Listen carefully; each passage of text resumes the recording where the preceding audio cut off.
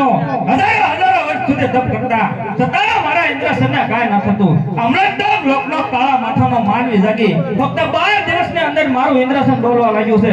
શું તેને મારું ઇન્દ્રસન જોતું હોય છે એમ જલ્દી કહો નકર એના ધરતી મસ્તક જુદા કરો.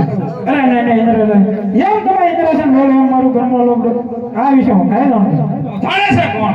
ભારતી વિષ્ણુ તો તેમને બોલો. બહુ સારું યાદ બ્રહ્મા બોલાવે વિષ્ણુ લાવ્યો રે યાદ બ્રહ્મા બોલાવે વિષ્ણુ લાવ્યો રે બ્રહ્મા બોલાવે વિષ્ણુ લાવ્યો રે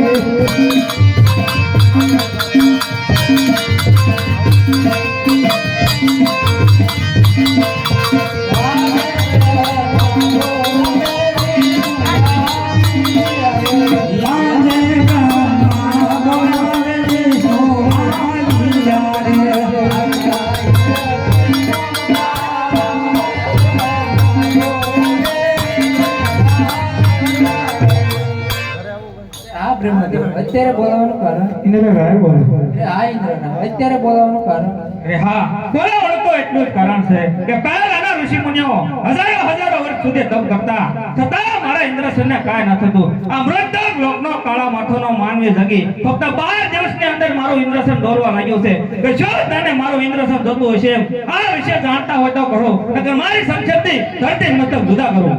આ ઇન્દ્રના જેમ તમારી ઇન્દ્રપુરી ડોલે એમ મારું વૈકુંઠ પણ ડોલે છે.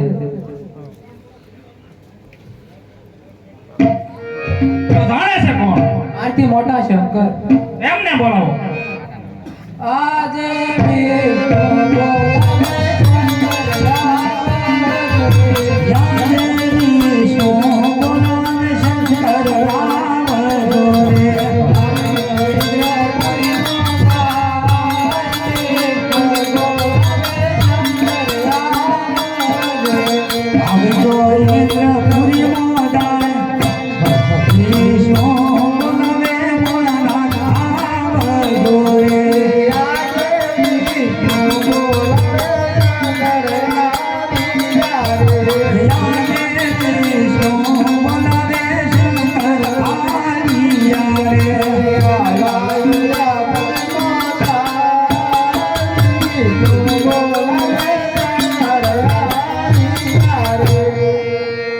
અરે દેવાના દેવ મહાદેવ આવ્યો સાલો તમે સ્તુતિ ગઈ હા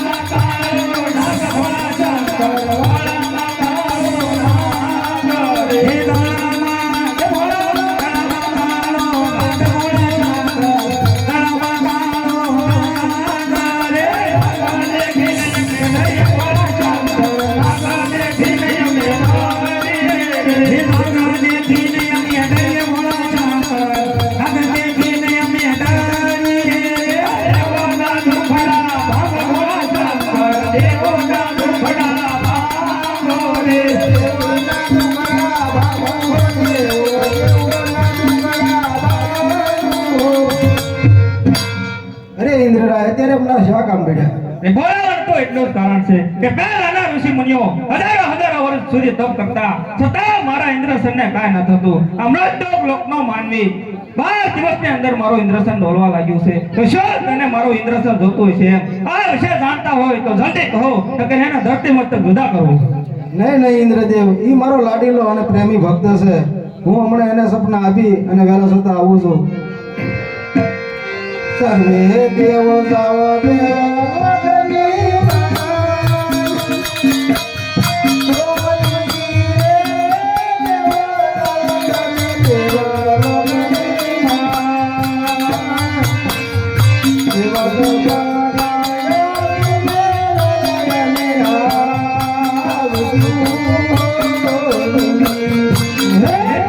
વસાયા કાંઈ દેવોને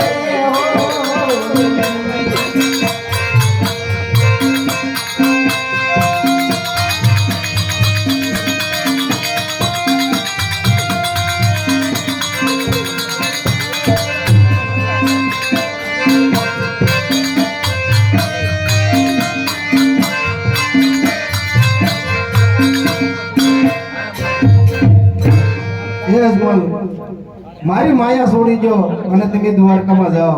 દ્વારકાનો નાથ તમારા જરૂર દુખડા ભાંગશે, કારણ કે શંકર કોઈનો પુત્ર થયો નથી અને થશે પણ નહીં.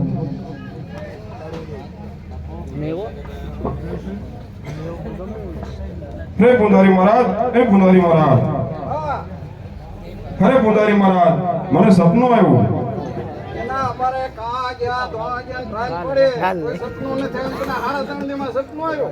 હા પુંજારી મહારાજ, મને સપનું આવ્યું.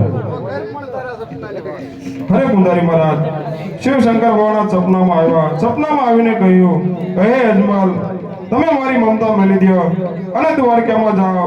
દ્વારકાનો જરૂર દુખડા પામશે, કારણ કે શંકર કોઈનો પુત્ર થયો નથી અને થશે પણ નહીં. માટે પુંજારી મહારાજ, મારે દ્વારકા જવું છે.